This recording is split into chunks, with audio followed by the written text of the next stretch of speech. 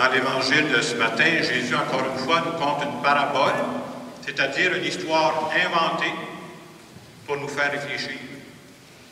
Et dans la parabole que Jésus conte ce matin, on nous parle d'un homme riche qui trouve devant la porte de sa maison le pauvre Lazare qui est couché là. Et vous savez, quand on fait une première lecture de cet évangile-là, on est porté à tirer des conclusions rapides. C'est peut-être bon d'abord de préciser que dans cette parabole, cette histoire inventée, à aucun endroit c'est précisé que le riche est méchant. Il ne parle pas de ça dans la parabole. À aucun endroit c'est dit que le pauvre Lazare il est gentil. C'est beau. Donc, autrement dit, la parabole, en comptant la parabole, le but de Jésus, ce n'est pas de condamner le riche parce qu'il est méchant.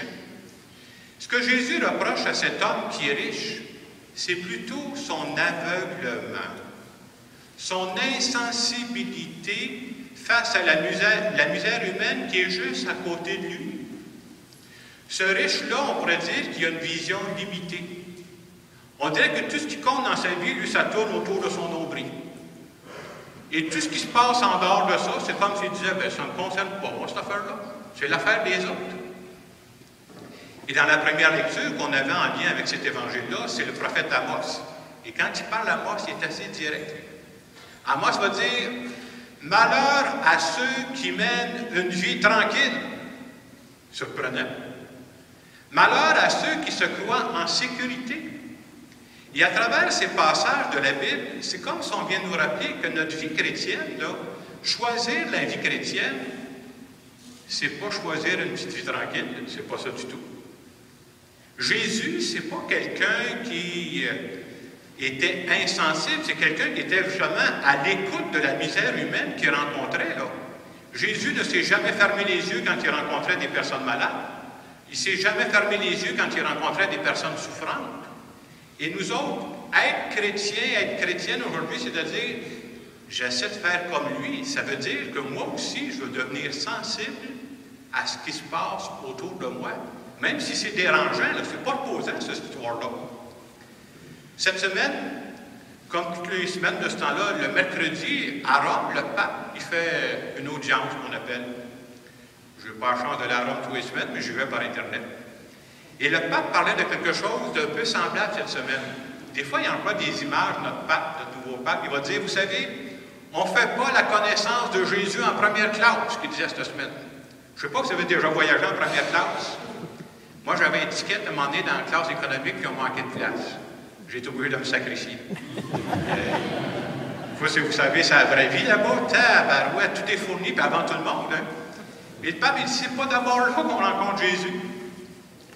Il dit, on rencontre Jésus dans la vie, dans les réalités ordinaires. Il ajoutait ceci. Il dit, on peut rencontrer Jésus dans la tranquillité, dans une bibliothèque, tout ça. Il dit, c'est vrai, mais ce n'est pas suffisant. Il continuait, c'est le pape qui parle là. Il dit, on peut rencontrer Jésus dans la prière, dans le dialogue avec lui. C'est vrai, ce n'est pas suffisant. Il ajoutait le troisième chemin qu'il ne faut jamais oublier. Il dit, on peut rencontrer Jésus en marchant avec lui dans notre monde. Et ça veut dire s'ouvrir les yeux pour voir les besoins qui sont autour de nous. Et pour moi, c'est ça le message qui se dégage de cette parabole que Jésus nous conte. J'ai pensé vous donner le témoignage de quelqu'un, un homme qui a été choyé dans la vie, mais qui s'est laissé déranger parce que c'est un croyant. Il s'appelle M. Jean-Robert Ouimet. Lui, il est président, directeur général des produits cordon bleu. Vous connaissez ça, les petits pâtés cordon bleu? Je ne m'en sers pas souvent dans mes recettes, mais je sais que c'est connu. Lui, ce monsieur-là, M. Ouimet, c'est un homme qui reconnaît qu'il a été gâté par la vie. Il dit, moi, j'ai eu la chance d'étudier, j'ai eu la chance de voyager beaucoup, il ne faut pas se cacher, il a fait de l'argent aussi. Mais comme il était croyant, à un moment donné, il dit, ça me fatiguait, cette affaire-là. Puis vous savez, quand on entend des évangiles comme ce matin, puis ça revient de temps en temps, il parle des riches, on trouve l'impression, si j'ai un peu d'argent dans mes poches, est-ce que je suis croche? Est-ce que je ne vais pas dans le sens de ce que Jésus-Christ me demande? Alors, ça travaillait vraiment. En 1983, il a fait une démarche, puis il a rencontré Mère Teresa. Pas si pire. Puis quand il a rencontré Mère Teresa, il avait préparé ses questions. Il expliquait un peu sa situation. Je suis un président d'une grosse compagnie, je fais de l'argent, puis ça marche mon affaire. Puis il a posé directement la question à Mère Teresa. Est-ce que je devrais donner tout ce que j'ai aux autres? Mère Teresa, il a répondu avec une belle sagesse. Elle dit, tu n'as pas donné tout ce que tu as parce que de toute façon, tu n'as rien.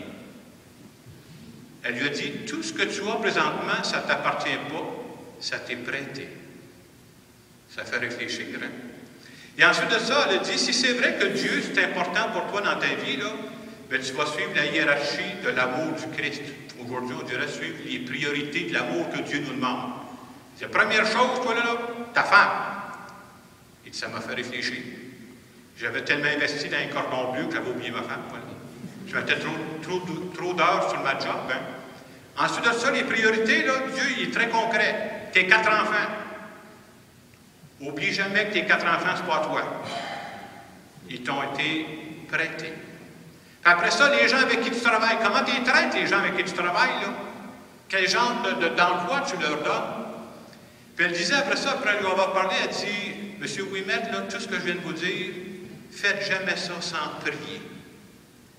Parce que si vous prenez le temps de prier vraiment, là, ce que la prière vraie, ça fait, ça ouvre les yeux pour voir ce qu'il y a autour de nous. Et aujourd'hui, M. Ouimet, ça fait déjà des années de ça, il s'est impliqué dans plusieurs œuvres de charité, puis il a fondé ce qu'on appelle les petits déjeuners de prière pour les chefs de file au Québec. Et quand il compte sa vie pour dire ce changement-là, c'est quand même quelque chose. Hein? Tout le monde voudrait avoir de l'argent. Il dit, moi, j'avais de l'argent, ça me fatiguait. Et je sais que mon histoire, c'est une histoire de fou. Mais il dit, c'est la mienne. Et si je reviens à la parabole de l'Évangile de ce matin, c'est un peu ça. Hein? On peut dire que l'homme riche dont Jésus parle dans la parabole, est-ce qu'il a fait quelque chose d'illégal? Ben non. Il n'y a aucune loi qui pouvait obliger cet homme-là à aider le pauvre. Il n'a rien fait d'illégal. Mais quand on écoute l'histoire, la parabole de Jésus, on dit, ça serait le fun si la parabole finissait autrement. Ça serait le fun si à un moment donné, le riche avait dit, je vais faire une folie par amour. J'essayais de revoir ça, j'étais seul dans mon bureau, j'essayais de relire la parabole, je me disais, je ne sais pas, l'homme riche, il sort, regarde dans sa porte, puis il voit l'autre qui est couché, il rentre chez eux. Il appelle chez Saint-Hubert, puis il fait une commande. Il me semble que ça a changé complètement la parabole. Hein? Et moi, le message que je retiens de cette parabole-là en fin de semaine, parce que je trouve que la parabole a toujours une question à nous poser, c'est quand, la dernière fois dans ma vie, que j'ai fait une folie par amour. Ce que j'appelle une folie par amour, je ne peux pas dire on va partir ensemble, on va se lancer dans la rivière un matin, c'est pas ça. Une folie par amour, c'est un geste généreux que je pose. Il n'y a aucune loi qui pourrait m'obliger à faire ça. Une folie par amour, c'est un geste qui part gratuitement de mon cœur et le seul but de ce geste-là, c'est de faire plaisir à quelqu'un ou de venir aider quelqu'un qui est mal pris. Vous savez, nous autres, quand on pense à folie par amour, on pense à des choses. J'ai déjà entendu des histoires. Moi, c'est un gars qui sort avec une fille, il reste à Montréal, puis elle reste à Québec. Là. Il va partir à soir, il va aller souper avec elle, puis là, il va revenir, parce que le lendemain, il travaille. Il faut être fou pour faire ça. Là. Il paraît qu'avec les années de mariage, ça se guérit, ces affaires-là.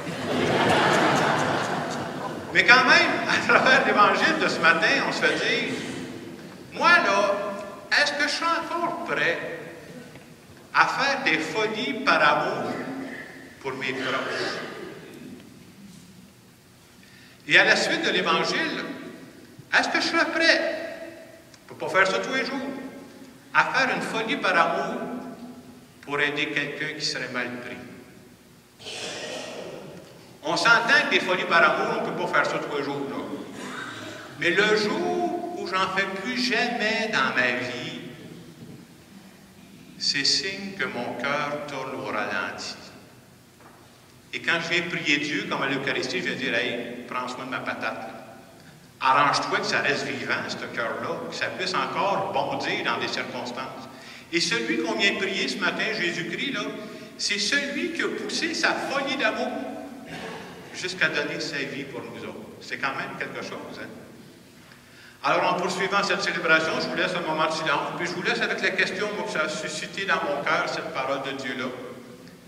est-ce que je suis encore prêt, de temps en temps, à faire des folies d'amour pour que l'amour se répande autour de nous et que l'entraide envers les personnes les plus pauvres se répande aussi?